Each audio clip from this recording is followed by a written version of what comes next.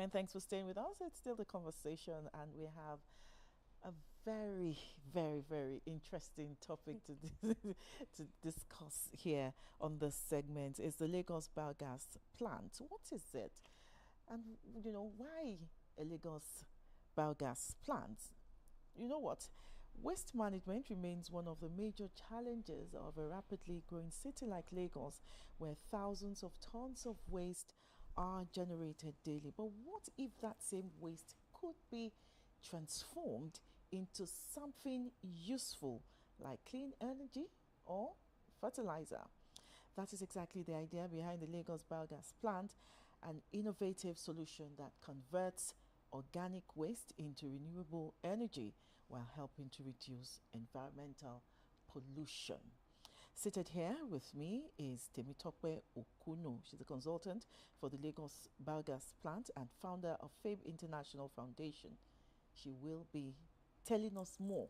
We need to know about the biogas plant. You're welcome. Thank you very much. It's nice to have you here again. Yes, me too. Now let's understand, what this biogas plant does. If not for this stuff, I wouldn't have known. So, and I'm sure many residents in Lagos will be dying to know what it's all about. In simple terms, what exactly is the Lagos biogas plant all about, and what does it do? Okay, in simple terms. In very simple, like you're explaining to a layman, a 3-year-old. A 3-year-old yes. girl. Okay. All right. Simply put, the biogas plant is simply a plant where we have succeeded in Lagos State to turn the market's organic waste into clean energy. Clean energy means converting it into either gas, which we call biogas, or electricity, or fertilizer. Fertilizers, okay. These are the things that the biogas plant does. So, over some few months, we've been able to, convince the market that this can happen. Although and has it been happening? It's of course. Okay. So we want to find out how this has been happening. How does waste now get converted into energy? All right. So the first thing first was when we got into the Ikosi market. It's not a new market to most of us that live in Lagos. If you want good fruits, that is the first place you want to visit. But then again, you find out that they generate a lot of waste materials. Particularly from these fruits, the organic waste materials. They buy them, they don't eventually sell everything every day because they spoil easily. And of course they are perishable, so that's why that happens. I think that's of all what we eat, we put in our mouth. I think it's just the fruits. Yes, just the fruits. We generate more waste. From fruits. Yeah. And that's solely because we don't have the market right here beside the markets. We don't have the farms rather close to the market. So they bring them from far away. Okay. And then that stayed for long on the road, and then the spoilage actually starts from transportation. Even from transportation. Yeah, so when it gets to the market, you find out that there are just few of them that can be sold. This market people weep sometimes, like everything that I've bought, and they have to sell what is remaining. But the rest, some people still buy it. Some of us that are sustainable, we understand what this means, that it's bent does not mean that it's spoiled because it's just that same day. But the ones that are spoiled, the market women will still have to pay money to discard that waste materials. But when the biogas plant projects came into play, they were convinced to know that, or they were excited to know that their waste can actually be traded for electricity. So what must happen is that everybody needs to live a sustainable lifestyle, whether you like it now or not. So they needed to be taught how to sort their waste materials, which is the first thing first. We didn't need it to be commingled with other waste materials. So there was a lot of education, there was a lot of capacity building amongst the traders. And we were able to also select amongst them what we call the market champions.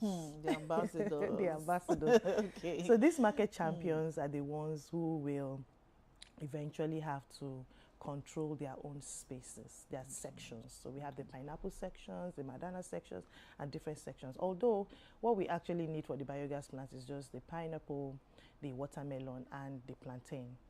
But right now we're using just the pineapples So and fruits the like watermelon. oranges. So this You is don't the need this is the those pilot ones. test. Okay.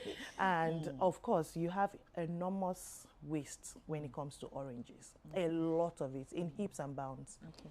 But then again, we needed to start with the pineapples first and the watermelons. So the traders along these sections need to separate these waste materials and not commingle with water sachets, plastic bottles, and different kinds of waste materials that you can find in the market space. When that happens, there's a collection process. After the sorting process. But before you go on, why this particular fruits? Why just watermelon, pineapple, and then bananas? Well, these have been proven to have some capacity of gas in them. Okay. I don't know if you realize that sometimes when you put pineapples, I have realized it ferments, and then you start seeing that gaseous substances. Yeah. There's one drink that they make now. I've forgotten the name that you keep, and then you allow bacteria to get it, and it is the bacteria which is good for the gut. Which is what? Yes, which is good for the gut, and that's why some people still manage to buy some of the bent, squeezed, muffled pineapples. Sometimes I go to collect for the back, for the back for our local Yes, some people don't know that, and that's why most of those waste material, those fruits go to waste. But then again, this is the other side of it. The good side of it is that if it goes to waste, we can collect them and turn them into energy for you, for the people. So after the sorting process, you have what we call the collection process. And then the collection process gets into the biogas plant. There's a lot of washing going on. There's a lot of shredding going on. And then it goes into what we call a mixing tank before it gets into a digester where it is processed, fermentation. And then it goes into the biogas bag. And that bag is what is the real gold. That's the gas. That's the biogas. Okay. From that biogas, we can have about 6 to 8 hours of gas being produced, or rather being shared to food vendors to cook in the market. So we have Lady, for example. She's an NYSC girl, but she cooks in the market. I didn't even know she went to school when I eventually met her. But this is the lady that provides jollof rice in the market at Ikosi. And, that supports her business. Till date, I think she's still using the biogas. She doesn't use her gas anymore. She says that the gas is light, lovely, is not as harsh from her own. Exactly. Of course, she doesn't have to pay because right now it's still in the test period. And you have Hamed, who also uses the gas to charge the marketers, traders' phones, mobile devices, POS and all of that for about another 6 to 8 hours. You have about 29 street lights in the market that the gas also powers. Yeah.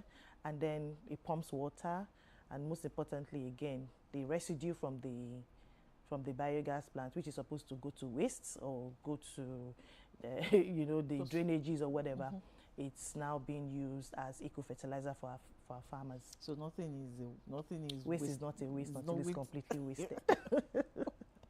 Okay, Lagos generates an enormous amount of waste daily. I want to know, how serious is the waste management challenge in the state, and how will this, help further in managing waste? So that several weeks or months ago, we got something on social media that was trending. Lagos is smelling, and all of that. And it was just as a result of, I think people just relented in their responsibilities. First and first, people need to understand that if they do not, Lagos people. Residents? Yeah. Just residents? Everybody in Lagos. Okay. Everybody in Lagos. Everybody, okay. Yes, because I think when we begin, I think I've said this also before, when we begin to see it as a personal responsibility and not the responsibility of the government, we will begin to understand that, hey, my ways no longer have to be in the dustbin, or I don't have to put it in the drainage, or I don't have to put it on the median, whereby we see lawma now policing people, arresting them, ensuring that, you know, so that compliance is. But then again, you find we need to know that out of all the waste generated, 50% of it is actually organic. They come from our markets, our farms, and from our own homes, from the food that we eat.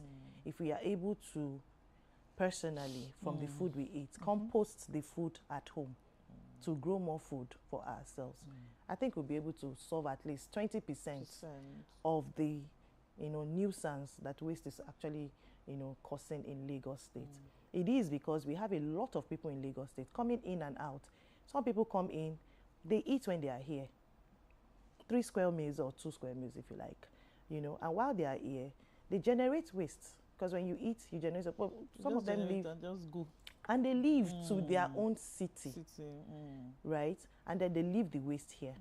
So we need that plan. We need that strategy to ensure that even if you're visiting Lagos, hey, you need to comply with the rules and regulation when it comes to waste management. You need to take it as a personal responsibility. Don't come here and dump waste. Or even if you are living in Lagos as a Lagosian yourself, you have a personal responsibility to ensure that your waste does not end up in the lagoon. We also, when E1 was here last year in October, and we did that beautiful water, you know, sports and all. That is how our lagoon should always be. That is how it should always. I don't know how it is now, but we should maintain that status that we have created for Lagos I'm State. sure the lagoon is still very clean. I am sure. Ever since that, after that event. After that event. Yes. You know, we were talking about something before we started the show, which is the dump landfill in that market. So in what ways can biogas plants help reduce the pressure on landfills and dumping sites? I mentioned the Ilekpo market, you know, that has a heap of refuse. So how can biogas help reduce the pressure on landfills in such an area? So I mean, when K2 started, it was a dream come true for me personally. But they didn't have landfills there, did they? No. Okay. But they have a dump site. They had a dump site, okay. Yes. It was a dream come true for me because for many years I had seen people throw their, you know, hand money into waste. I would so call it that way. And I've tried to look at how can we solve this. But when the biogas project came, I was so privileged and honored to be part of that project. And I would say that the project is very, very much alive. And this can be replicated across other markets, including Ilekpo market. And like I said earlier, even when we were discussing, the biogas plants can actually reduce that waste, the general organic waste in Lagos State by half when we are able to scale up. Because the K2 market project is still a pilot project. And, you know, we're still the first of its kind. It's still the first of its kind, you know. Others have tried. I know about the one at the Abattoir in Lagos here, but it has not, you know, yielded any positive result. But the K2 has, and I believe with so much support that was gotten from the Lagos State government through the Ministry of Environment and the Lagos Waste Management Authority, we can be able to, you know, scale into other markets and achieve the same results, and thereby reducing the organic waste in Lagos State by half. And not forgetting that people also still do have their personal responsibility to take, because not every waste will go into the biogas plants. Like I said, it's just pineapple and watermelon for now. Plantain, banana. Yeah, for now. But just watermelon and pineapple for now. For now, okay. But we can begin to explore other fruits that can also be used for biogas production. I mean, different fruits can still be used. Soursop is there, oranges are there, you know, the plantain is still there and all. There's still research going on to further engage. In fact, there are still processes that can engage, I mean, that can include materials like meat. Yeah, you know, when you go to the abattoir, there is a lot of meat waste that things that we cannot eat, you know, from all of that. So people still do that and convert it to biogas plant. But then this is just fruits that we did in Ikosi. But the fruit waste, I mean, the other waste can still be explored. Okay, you've been talking about reducing organic waste. So, are there any problems or any environmental problems that may arise if these organic waste are not properly managed? Oh yes, organic waste produces what we call methane emissions, which is you know, really disrupting the ozone layer, causing one of the greenhouse gases in the atmosphere. And when we continue to have these gases, they are not that's the iron. That's the irony. Came from Earth. Well, that is why Olusosun is like that. I think I said this before in a TV program as well. That's why Olusosun is like that. Many years ago, you see that Olusosun will just blow up. Yeah, it's methane emission now. Smoky. Exactly. Yeah. But thank God that the Lagos State government is doing great and mighty, you know, projects around Olusosun now. Our hair is being even shut down so that we can be able to harness the gas that comes out from the Olusosun. Okay. You know, yeah, Lagos State is doing wonderful. I really thank the government for that. So these are the things that can happen when we do not cut down on our organic waste. Okay, let's talk about the kind of gas. I know you mentioned cooking gas, you know, produced from the plant. Are there other kind of gas? It's just cooking gas, just biogas, not very electricity. light. Oh yes, I mentioned electricity. Okay. It powers 29 street lights in the market. Okay. So one of the problems that we found out during our course of study is that the market had previously they had no light for about 5-7 years. And so they will have to put on generators to put on. And then you find out that most of these transporters, they come in at the middle of the night. They come in, you know, very early in the mornings. They have to wait till it's morning before they can. The drivers will bring in the fruits. Okay. So, but right now, what the biogas plant is solving is providing that light so that any time of the day or of the night that these transporters come is well lit and they are able to transact. And then we have heard about thefts in the market because of no lights. So, but now you can't be stealing in broad daylight. So that has actually cut down as well. So how much of waste can the plant, you know, generate at a particular time? So it can process about 0.5 tons of waste materials daily. Okay. And that actually produces about roughly 18, 20, 26 cubic meters of gas. That is what produces the electricity that powers the 29 street lights, that powers 8 hours of biogas for the vendors cooking, and also powers the generator that supplies electricity for the charging units to charge mobile devices, and of course the effluents residue, which is the eco fertilizer for farmers to now grow their food, giving us food security. Okay, since you said there's no waste, so even after the production, there's still no waste. So okay, let's move on. Let's move on to what this will do. What is the need for residents and of course communities here in Lagos? For the average Lagosian watching us right now, what difference would this biogas plant make in their daily lives or in our daily lives? Well, you would visit a market. Because they'll be looking at it. Okay, so what's in it for me? What's in it for me? Well, what is the it? local palace? Kilo bade. Kilo bade. I get to hear that a lot.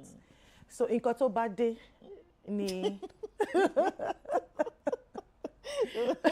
we get to reduce the waste that you see, first and foremost, sites, what you see in the market. Because sometimes, for me, when I get into a market, I get irritated, I run back. For me, and there's so many other people that are like that. So we get to reduce that waste in the market. You get to reduce, now some people do not know that when you have heaps of this waste around, I told you that there's an emission carbon emission, methane emission. We get to all breathe this in. It's not good for public health. So one of the things or two things to bad day. That's one. Okay. It's not good for public health. And now I hear, or I don't know if that subsided a little bit. There's Lassa fever again. These are the things that breed Lassa fever.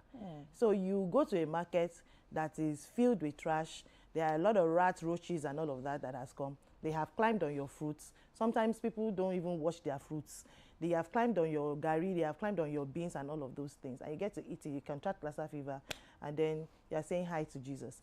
So these are the things. Public health issue is one of the things. And many of us, some of us, in Lagos, we live very close to marketplaces. And there's no how it won't get to us. Even the K2 market, Ikosi market is actually residents in a neighborhood. Yeah. Oh, I just thought it was by the roadside. On the other side is on the roadside. Yeah. At the back, there is an estate. Yes, there's an estate here. A residential estate. I remember now. And they like shakara like that. So imagine that all the rats from the K2, all the public, the health issues, of course it will get to them. And from them, you know how it transfers. And then, and apart from that, you also find out that seeing the Ikosi market brings a lot of information and education for us in our own homes, in our schools, religious places, and all. This is how people begin to learn how to, manage their own waste properly, even if it's not producing biogas. I've been asked many times that, okay, it is producing in the market. Can I produce it in my house? Well, for me, I would say no. Maybe we have some researchers and doctors and PhD holders that can prove this wrong. Of course, I've seen modular structures being created in homes. But then again, I can encourage and support that it can actually work for estates, communities, in the sense that everybody can work together to ensure that all their waste materials, organic waste materials, including your latrines, toilets, and all of that, can be converted into biogas to produce electricity in that estate, at least street lights for the estate, starting from your security to the streets and all the streets in that estate. That's, I know, can happen. And that, I think, that the Lagos State government can begin to... The Lagos State government right now is lighting up with solar. So they are lighting up. They should also look at the waste. The waste is enormous, and these are the reasons why. These are the reasons we can. Or these are the reasons we can also. These are the things we can adopt rather.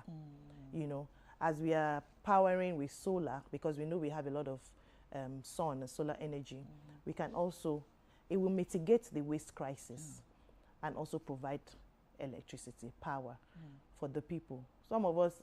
We jokingly say Ikosi is off the grid. Many of us want to be off the grid. Exactly. We know what what Band A is doing to all of us.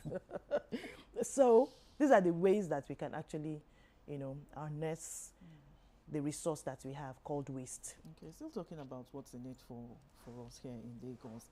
Are there job opportunities, for this project?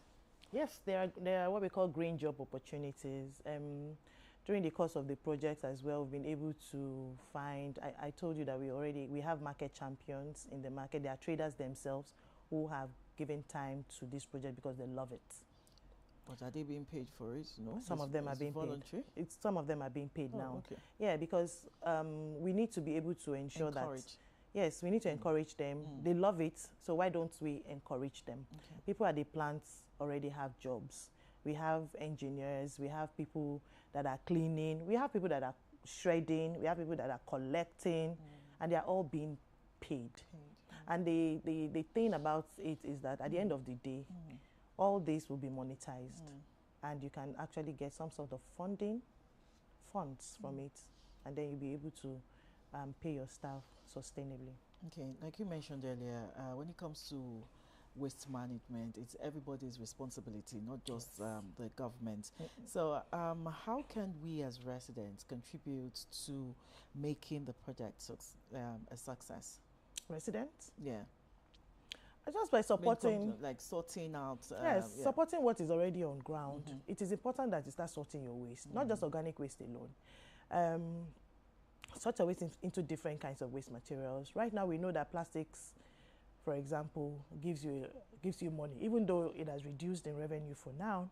But a whole lot is happening in the plastic industry. Every day, I must tell you, I see a truck with heaps of trash, plastic. And I'm PET like, bottles. What is going on? There's a lot of money around that. Well, at the moment, it's kind of reduced, but then people are still, because people have actually begun to use, to seek that stream. It's a stream of income for many people. Yeah, so it's just business. We know how things rise and fall in normal business, and that's what's actually happening right now. So you make money from, you see, in a typical household, from your waste, you can make thousands of money every month as long as you sort your waste.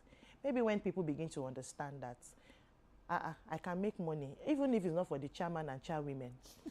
Mommies, the maids, the workers at home, staffs at home can actually make some stipends from this to buy recharge card, to buy whatever that's on their mind.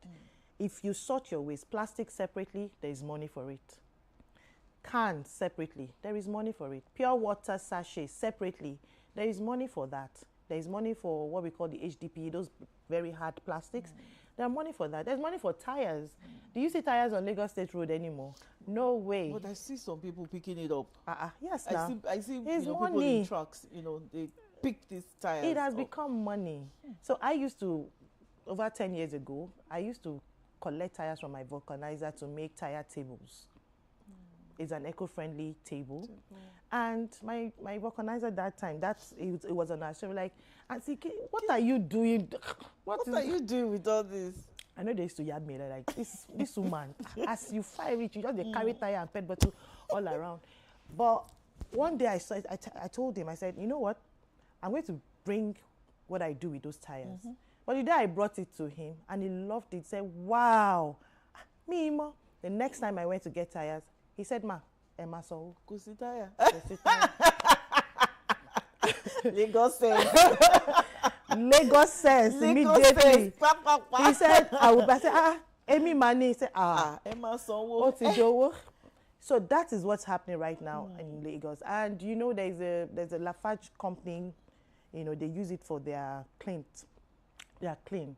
They use tires, they use different materials to burn that. So there's a lot going on in Lagos around waste management.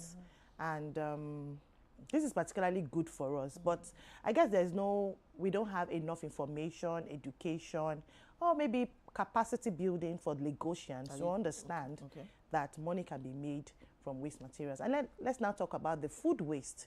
So if it's not biogas, it could be compost. So when you make compost from the comfort of your own home, I remember making compost and going for an exhibition. At the exhibition site, a florist came and bought. Said, NGO, you are making compost. Let me just buy. And then she bought like 4 bags. She had to call me a week later and said, everybody said that your compost is the best. And I'm like, I made it from my rice, jollof rice, yam peels at home. What do you mean? What did you make them So we had to taste. I made them into compost. Ooh. It's just waste materials, and there's a process of composting. Oh, yeah. But I sold my compost, and since then I said I'm never going back. I need to continue to compost. Anybody that comes into my house, I introduce them to composting, ensuring that they are sorting properly and producing compost for me. Right now I have Abimbola. Another source of income. Yes, and then you use the compost to grow plants at home, which you can also sell. Yes, and I do this in Lagos. They not come and be taxing my house now. Let's talk. So these are many ways you can actually make money from your own waste material. So when people begin to understand this, everybody will not want to give Abuki waste anymore, because I also need my waste. I need my money. We haven't talked about the challenges of this biogas plant. Of course, everything can just be sweet, sweet, sweet. What are some of the challenges you face in this process in processing this biogas plant? The obvious challenge is that we can't use as many waste as we would love to do, because it's just restricted right now to pineapples. And you also asked me earlier, why are we not using oranges? Why are we not using that? So that's one major challenge. Because if we can use all of this, we would have enough, waste materials that can be processed daily and can produce maybe more kilowatts of electricity for the market. Another challenge is that the K2 biogas market, as sweet and as lovely as the project is small. So we would need yes. that's the next point of contact. Market. So we would have loved that the pilot project was a very big, but then again, it's pilot, so we can always scale. Yes, you can still, we can always scale. You have mentioned Ile-Epo, Lagos State Government. Ile-Epo is next. Ile-Epo, that place. So, and it's big. It's massive. Massive. So that's another challenge space. And Lagos we are big in population, but the space is limited. So, but then again, we still need, for us to be able to totally enhance, or rather to totally, harness the wealth that we can get from the biogas production, we need enough space. And then, as everybody will always say, funding. Funding is always very important, top of the game, where we have the funds to be able to do much more, because biogas is not just the only thing you can get from any market. There's biogas, number one. There's composting, number two. There is a whole lot of animal feed going on there from waste materials, whereby that fertilizer is even expensive, animal feed is expensive. We can produce animal feeds from the waste materials generated from the market. There's a whole lot going on in the market that can be converted into waste, into value. Hopefully, biogas becomes a major alternative energy source in Nigeria. Hopefully. Thank you very much, Temitope Okunnu, consultant, Lagos Biogas Plant, founder, Fabe International Foundation, and we've been talking about the Lagos Biogas Plant. It's a K2. It's something you can see. When you go there, you will see it, and I hope you've taken one or two things, from what we have said this morning. Yes. Okay. I just wanted to mention that all of this wouldn't have been possible without the support of the C40 cities and the Lagos State government to ensure that that's a good one. So stop saying there's no money. There's money. Hey, I want to say this in Yoruba. I hear that a lot. Waste, yes. In Lagos, you can always get money if you look at the right places. Thank you again. We'll go on a short break. When we come back, the conversation continues.